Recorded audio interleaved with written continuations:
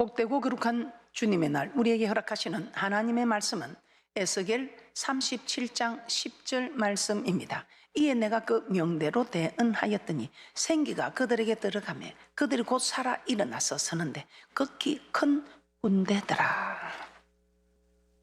우리에게 허락하신 하나님의 말씀, 살아 움직이는 교회, 그것뿐입니까? 극히 큰 군대가 되는 은혜와 축복이 있을 줄 믿습니다. 우리 교회표 살아 움직이는 교회입니다. 살아서 역동적으로 움직이는 그런 교회가 될 것입니다. 살아 움직이는 교회가 되기 위해 극히 큰 군대가 되는 은혜와 축복이 있을 줄 믿습니다. 그래서 오늘 저는 여러분과 함께 살아 움직이는 교회라는 제목으로 함께 은혜를 나누어 보고자 합니다. 에스겔 37장 10절 본문 말씀 다시 한번 보도록 하겠습니다. 에스겔 37장 10절입니다. 이에 내가 그 명대로 대언하였더니 생기가 그들에게 들어가며 그들이 곧 살아 일어나서 서는데 극히 큰 군대더라.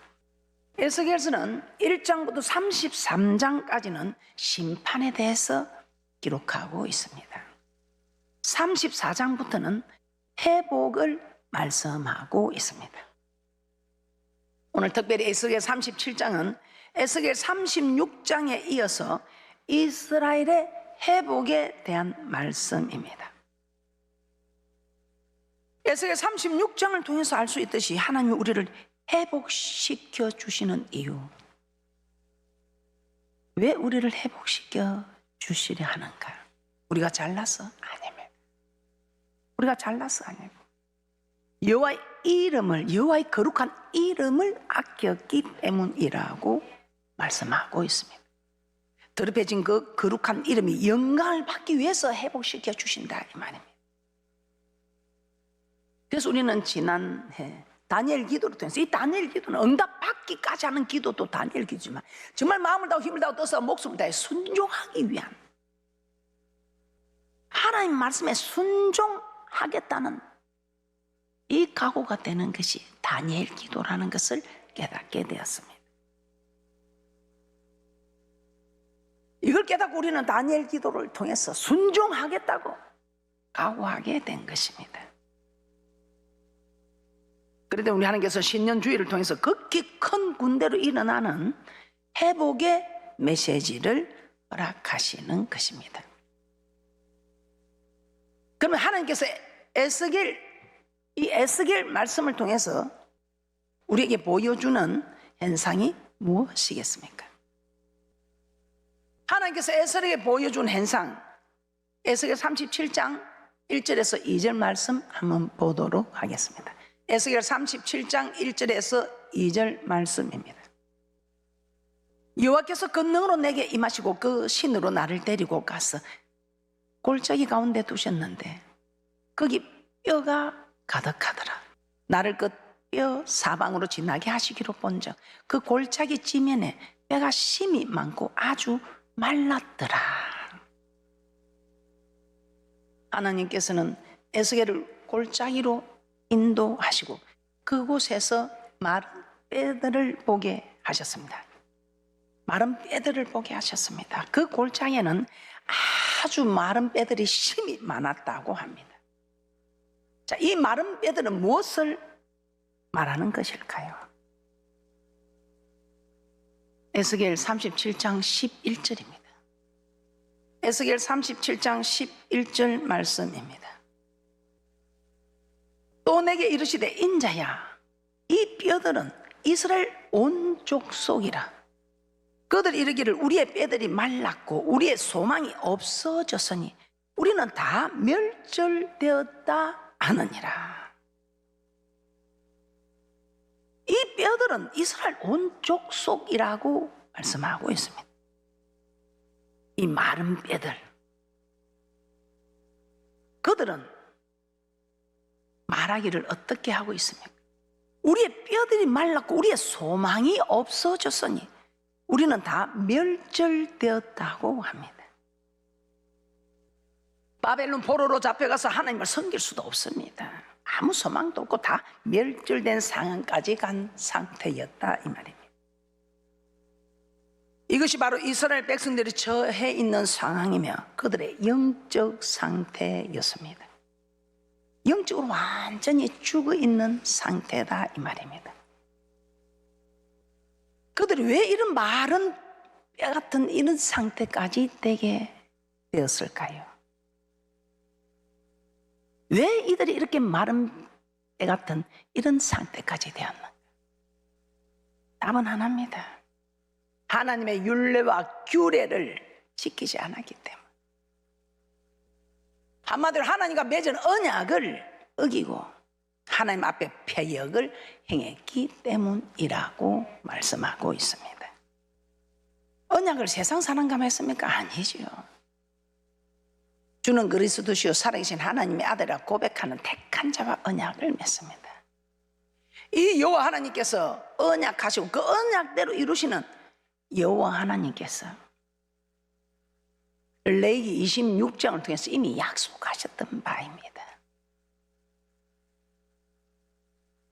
그런데 그 이스라엘 백성들 하나님의 규례를 멸시하고 법도를 싫어하며 모든 계명을 준행치 아니하여 하나님의 언약을 배반하였기 때문에 여호와 하나님께서 그들에게 이러한 재앙을 내리셨다는 것입니다. 또 이렇게 말씀에 순종하라고 7배나 더 강도를 높이면서 재앙을 내려도 그들이 돌이키지 아니했다고 합니다. 오히려 하나님 왜 이러는 거예요? 우리가 하나님을 섬기고 있는 하나님을 사랑하는 백성들에게 왜 이러는 거예요? 하고 대항했을 때 우리 하나님께서는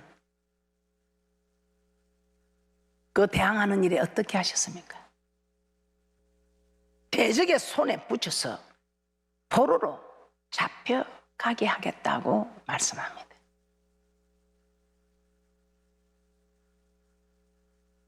이 이스라엘 백성들만 당하는 고난일까요?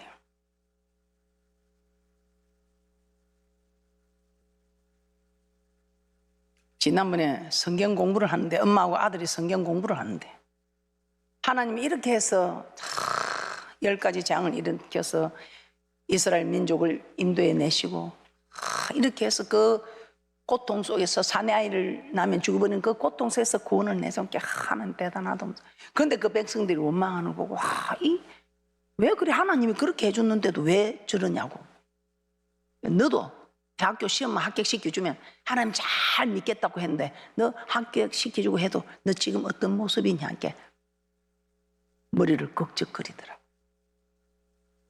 이스라엘 백성들이 어리석음이 아니고 우리도 어리석은 모습이라는 것을 깨달으시고 레위 26장 한번 살펴보도록 하겠습니다. 레위 26장 38절에서 41절입니다. 레위 26장 38절에서 41절입니다.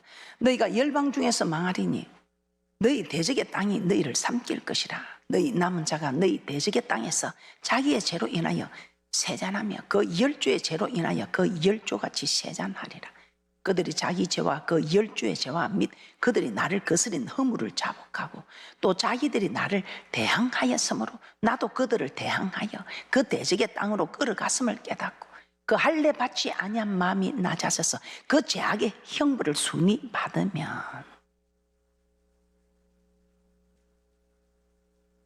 결국 이 언약의 말씀대로 이스라엘 백성은 아수르와 바벨론에 멸망당하고 포로로 잡혀가게 됩니다.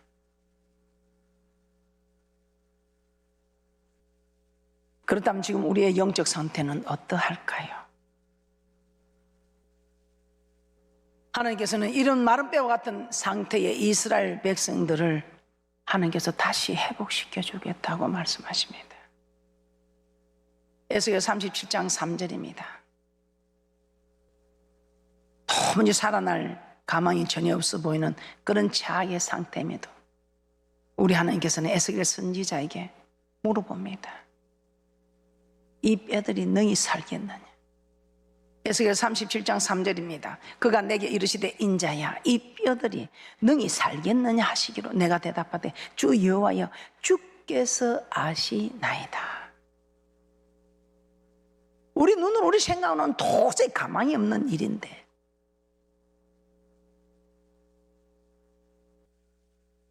계속해서 37장 4절 6절 한번 보겠습니다. 에스겔 37장 4절 6절입니다. 또 내게 이르시되 너는 이 모든 뼈에게 대언하여 이르기를 너희 마른 뼈들아 여호와의 말씀을 들을지어다. 주 여호와께서 이 뼈들에게 말씀하시기를 내가 생기로 너에게 들어가게 하리니 너희가 살리라. 너희 위에 힘줄을 두고 살을 입히고 가죽으로 덮고 너희 속에 생기를 두리니 너희가 살리라. 또 나를 여호와인 줄 알리라 하셨다 하라. 하나님께서 마른 뼈 위에 힘줄을 두고 살을 입히고 가죽으로 덮고 너희 속에 생기를 두어 살게 하신다는 것입니다. 그리고 너희가 나를 여호와인 줄 알리라고 말씀합니다. 이 에스겔 골짜기의 마른 뼈들 같이 우리의 모습은 어떻습니까? 혹시 모든 것을 포기하고 아무것도 할 수 없는 절망적인 상태라고 생각하십니까? 행여나 그런 마음으로 무너지는 일이 있을지라도 절대로 포기하지 마시고 하나님은 회복시키는 분임을 알고 하나님의 언약의 말씀들을 붙드시기를 주님의 이름으로 축복합니다. 우리가 우리 죄와 허물을 자복하고 우리 하나님을 대항하였으면 그들이 대적의 땅으로 끌려갔음을 깨닫고 그 할례 받지 아니한 마음이 낮아졌어. 죄악의 행보를 순히 받으면 여호와 하나님께서 그 언약을 생각하사 그 땅을 근고하리라고 약속하십니다. 레위 26장 40절에서 42절입니다.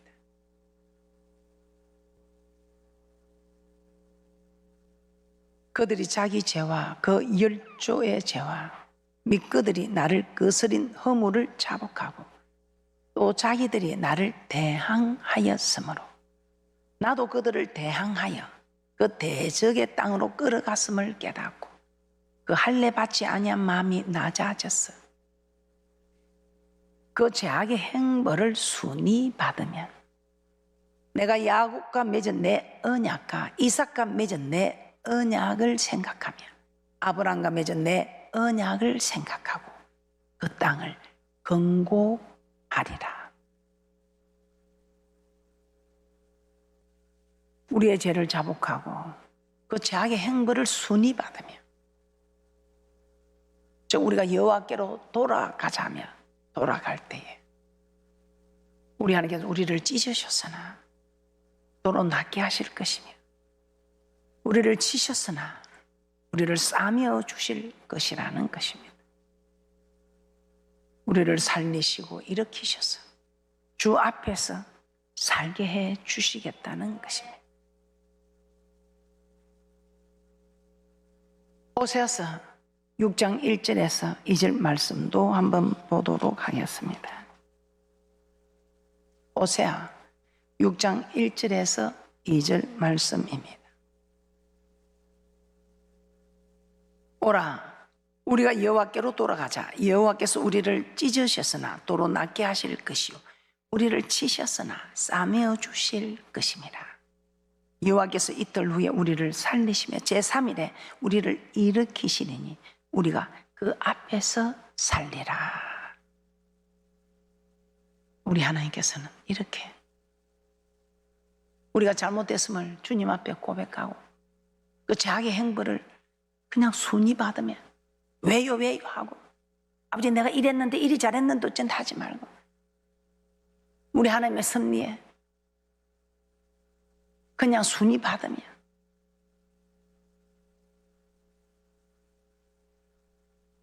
우리를 찢으셨으나 도로 낫게 하실 것이고 우리를 치셨으나 싸매어 주실 것이라고 말씀하고 있습니다.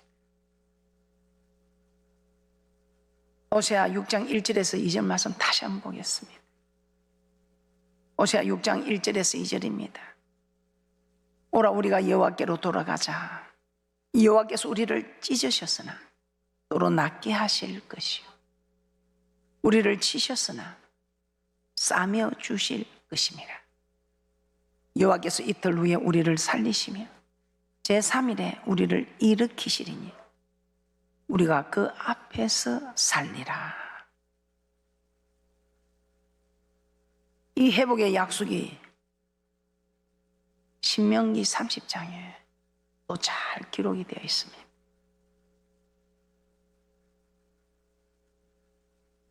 우리 모두 회복합시다. 여러분들은 참 하나님이 잘 섬긴다고 섬겼고 저는 여러분들을 인정합니다. 그런데 제가 인정해서 여러분들이 주님 앞에 설 수 있는 것이 아니에요. 하나님께서 여러분을 인정해 주셔야 한다 이 말이에요. 여러분도 아마 그럴 것입니다. 저도 사람하고 비교하면 제가 뭐 이만하면 싶습니다. 그런데 말씀에 비교해 보면 아직도 멀었다, 부족하다. 죄인 중에 괴수라 고백했던 사도 바울의 고백이 공감이 되는 겁니다. 저는 제 죄만 보려고 애를 씁니다. 제 죄만 보려고 하니까 참 끝도 없고 힘이 빠지지만 그래도 우리 하나님께서 기도하고 내가 돌이키면 회복시킨다는 이 말씀 때문에 우리 모두 회복되는 축복이 있을 줄 믿습니다. 신명기 30장 1절에서 7절 말씀 마음에 새기면서 한번 천천히 봉독해 드리겠습니다. 신명기 30장 1절에서 7절 말씀입니다. 내가 내게 진술한 모든 복과 저주가 내게 임함으로 내가 내 하나님 여호와께 쫓겨간 모든 나라 가운데서 이 일이 마음에서 기억이 나거든 너와 내 자손이 내 하나님 여호와께로 돌아와 내가 오늘날 내게 명한 것을 온전히 따라서 마음을 다하고 성품을 다하여 여호와의 말씀을 순종하면 내 하나님 여호와께서 마음을 돌이키시고 너를 긍휼히 여기사 내 포로를 돌리시되 내 하나님 여호와께서 너를 흩으신 그 모든 백성 중에서 너를 모으시리니 너의 쫓겨간 자들이 하늘가에 있을지라도 내 하나님 여호와께서 거기서 너를 모으실 것이며 거기서부터 너를 이끄실 것이라. 내 하나님 여호와께서 너를 내 열조가 얻은 땅으로 돌아오게 하사 너로 다시 그것을 얻게 하실 것이며 여호와께서 또 내게 선을 행하사 너로 내 열조보다 더 번성케 하실 것이며 내 하나님 여호와께서 내 마음과 내 자손의 마음에 할례를 베푸사 너로 마음을 다하며 성품을 다하여 내 하나님 여호와를 사랑하게 하사 너로 생명을 얻게 하실 것이며 내 하나님 여호와께서 내 대적과 너를 미워하고 핍박하던 자에게 이 모든 저주로 임하게 하시니 우리가 포로로 잡혀가는 최악의 상황에 처해 있다 할지라도 말씀이 기억이 나거든 다시 여호와께로 돌아와 마음을 다하고 성품을 다해 여호와의 말씀에 순종하면 다시 회복시켜 주시겠다는 것입니다. 그뿐입니까? 열조보다 더 번성하게 이전보다 더 번성하게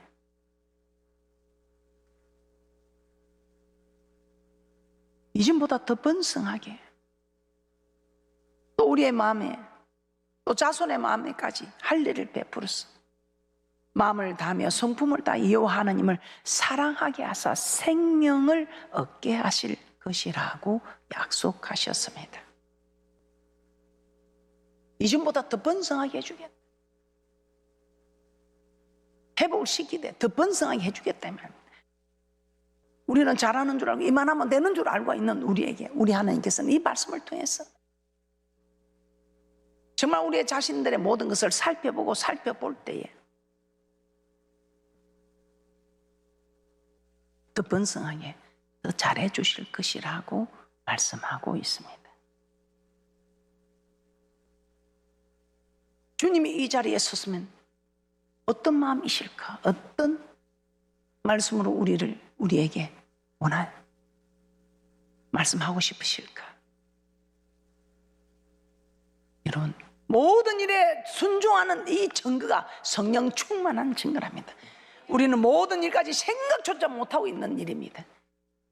그런데 이제는 성령 충만한 증거가 모든 일에 순종하는 일이라면 이제 하나하나 모든 일에 순종해가는 충만한 자들이 될 수 있도록 이 성령 충만은 기도하지 않고서는 이루어질 수가 없는 일입니다.